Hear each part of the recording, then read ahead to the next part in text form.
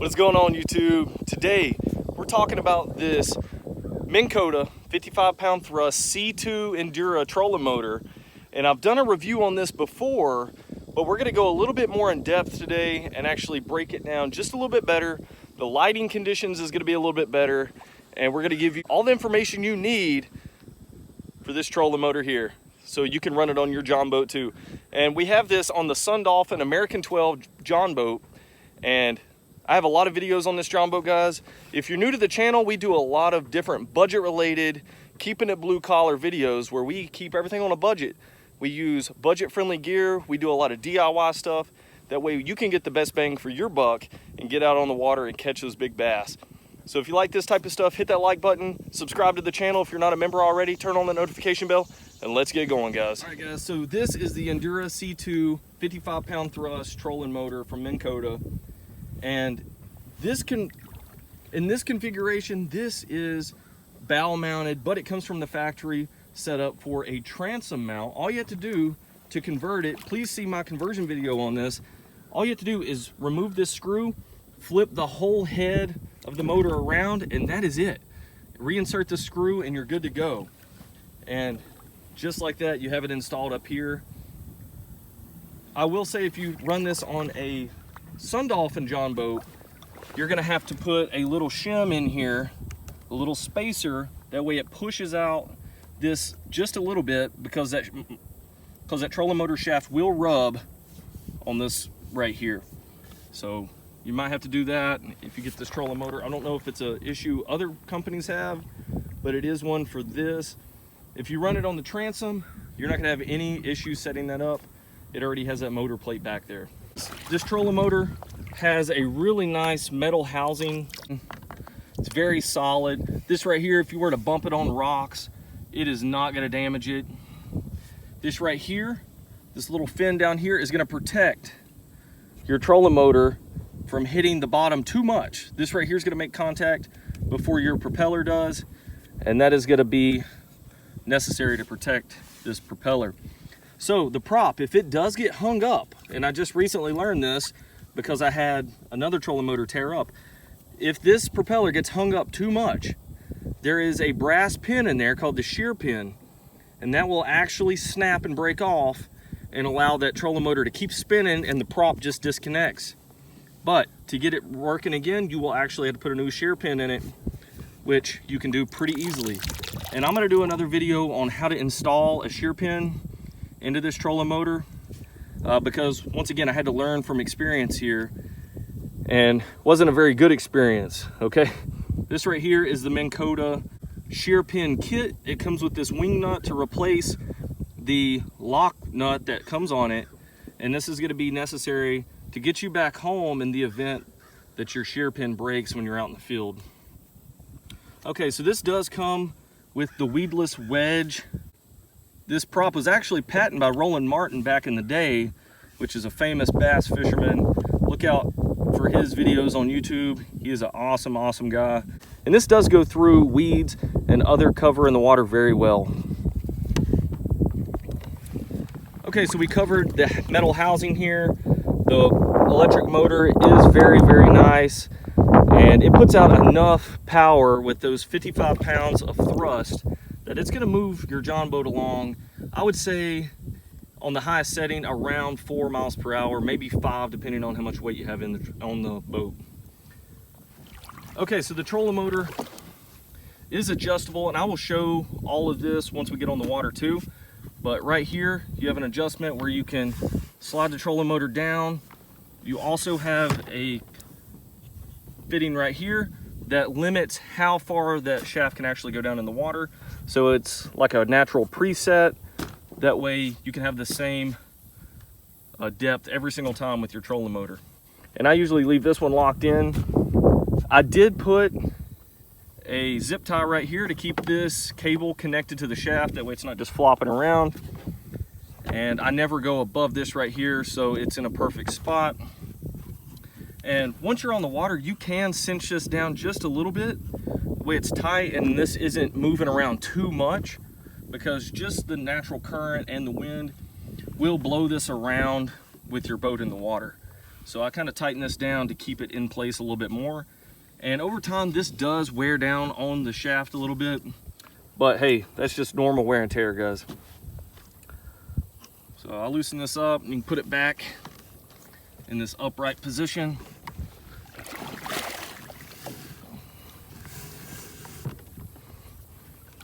So this motor does weigh between 40 and 45 pounds. So it is gonna add a little bit of weight, but it's gonna add a lot more functionality than having to paddle this boat. It has a nice mount right here. I love the Minn Kota mount.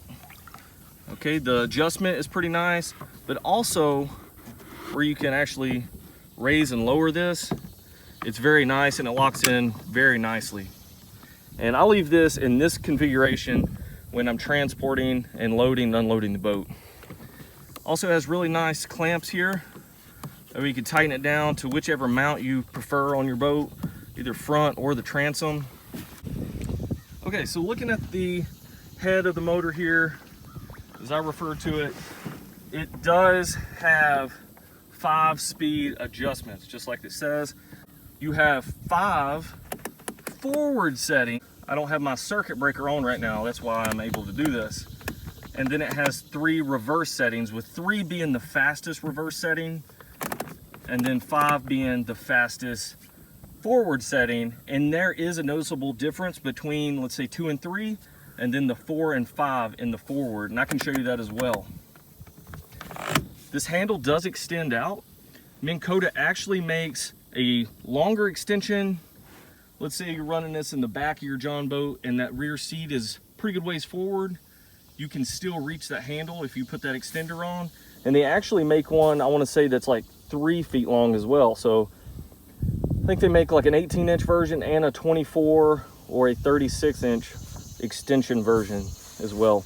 And this slides in and out to store it away and make it more compact. And for me, running this off the front of the boat, I usually just leave it in this compact setting. I don't really have to mess with it too much. All right, this is a 12-volt motor, just like this says. I do have it running off of an EverStart Walmart battery. It's a deep cycle marine battery. And I do have other videos showcasing this right here. This is just their 24 deep cycle marine size battery, and it is a 12-volt battery as well. Please see the link on this in the description box, as well as this Newport Vessels battery extension cable, which I actually just did a review on.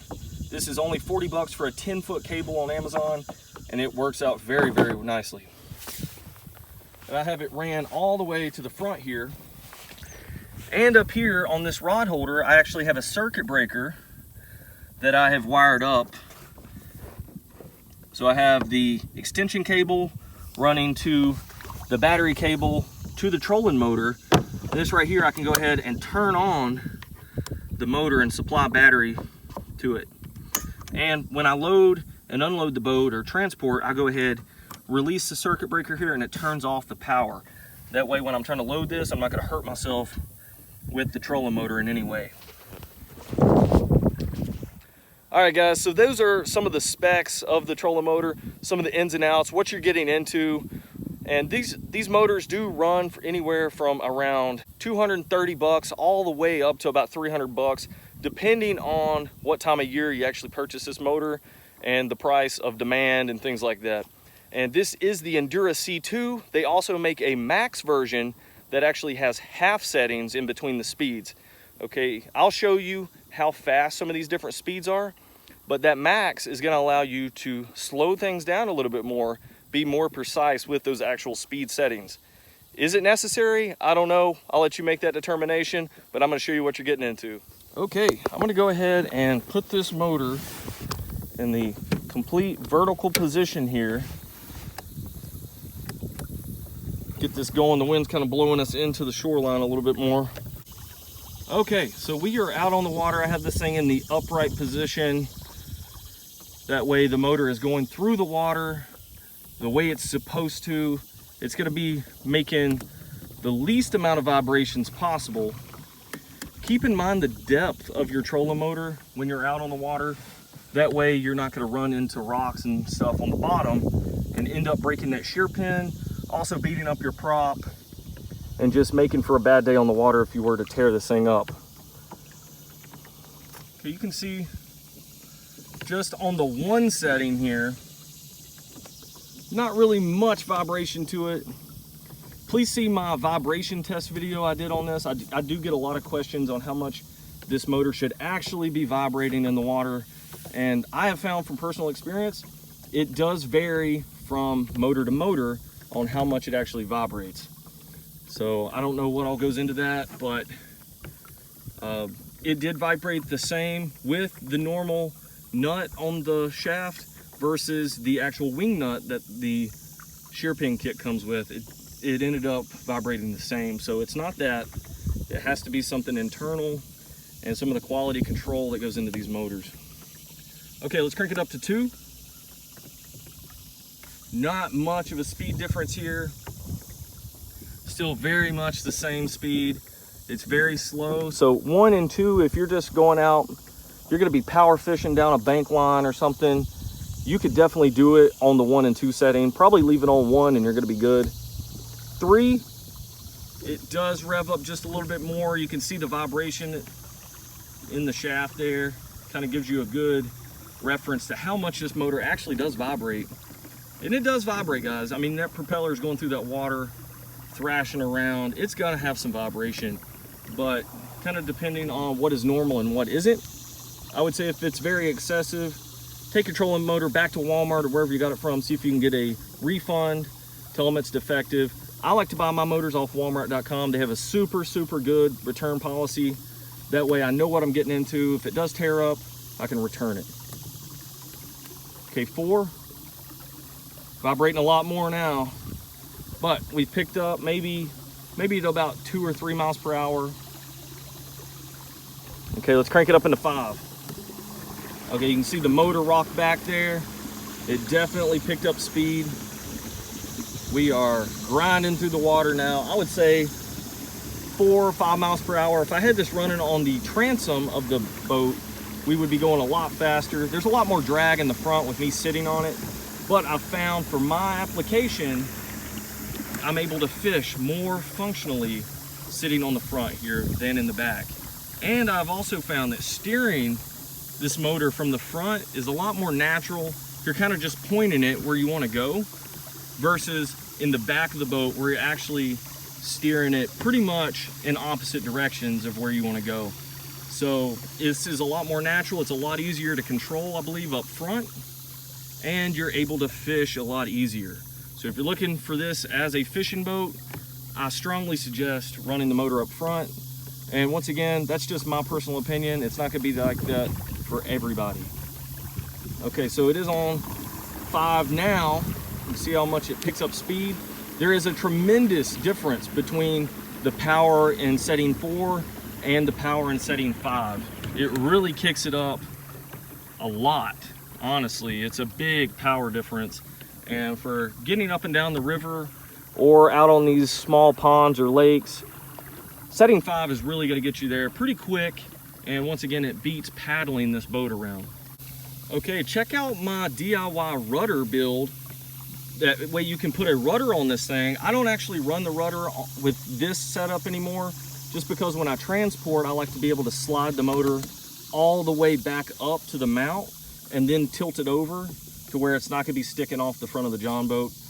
But if you were running this from the transom, I strongly suggest doing that DIY rudder build. You can do it for like $5-6 total.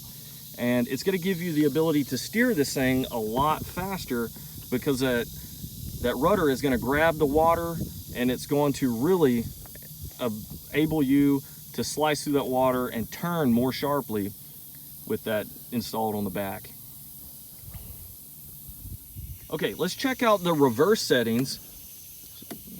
So setting 1 and 2 are very slow. And then 3 is like kind of like setting 5 is for going forward. And what I use this for is if I'm going back up to the boat ramp, and I will show you once we get back to the boat ramp, I use this to back my boat back up to the boat ramp. That way I can load this boat with the rear of the boat going in first. And that's what I use it for. Also, if I get hung up close to a bank or something, I will also use that reverse setting to kind of get myself away from that bank That way I'm not gonna end up tearing up my motor if I were to get hung up on something, which is what I did a few weeks ago. And I don't suggest trying to get too close to the bank with this thing, because you can break that shear pin very easily. All right guys, I kicked it up in 5. We are going to see how sharp this boat actually turns with it on the front. You can see it kind of reacts a little slow. I think if I had the rudder back on it, it would cut through the water a little bit faster. Okay, just cutting back and forth here. Let's see if we can turn all the way around here. Oh yeah, it reacts pretty fast. I would say definitely fast enough for a trolling motor. And guys, I think for the money and the Minn Kota quality name, you're getting a good product here. I know there's a lot more trolling motors out on the market for a lot cheaper price point, but with that, you might not be getting as good of a motor as this Minn Kota. Once again, if you get it from Walmart or somewhere like that, if you do have one that's a little defective, you can always take it back and get a refund. They have a super good return policy. Definitely use that to your advantage. Okay, so I'm putting this trolling motor in the reverse setting here. We are going to try to back this up to this boat ramp. All right, so I got it in reverse. We're going to back it up to the boat ramp here. One thing to keep in mind is how deep your trolling motor is in the water. So you might want to bring it up shallow if you need to. But once that boat's there, you can pretty much get off the back if you don't want to get wet, and go ahead and drag it out of the water there. So I'm going to go ahead and put the trolling motor in the horizontal position here. It does have this nice little grab button here.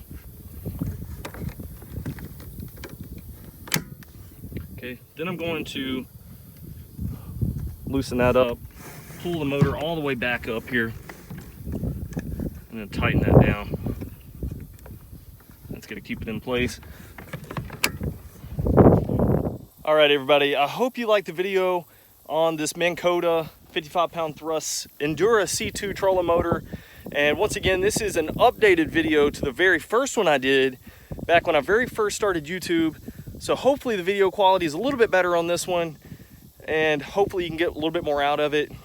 But please check out my channel. I have a lot of different videos pertaining to the Minn Kota trolling motor, and hopefully this video gave you a little bit more insight of what you're going to get into if you were to purchase one of these and run it on your John boat. So once again, if you like this video, please hit that like button, subscribe to the channel if you're not a member currently, and then thanks for checking out the video, and keep it blue collar.